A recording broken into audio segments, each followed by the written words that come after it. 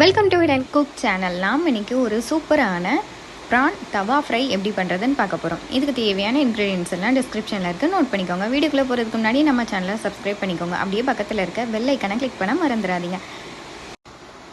PRAN தவா fry பண்ணுறதுக்கு நான் இன்றைக்கி 1/2 கிலோ ப்ரானை க்ளீன் பண்ணிவிட்டு நல்லா வாஷ் பண்ணிவிட்டு எடுத்து வச்சுருக்கேன். இது கூடவே 1 டேபிள் ஸ்பூன் சில்லி பவுடர். நீங்கள் சில்லி பவுடர் உங்கள் காரத்துக்கு தகுந்த மாதிரி யூஸ் பண்ணிக்கோங்க.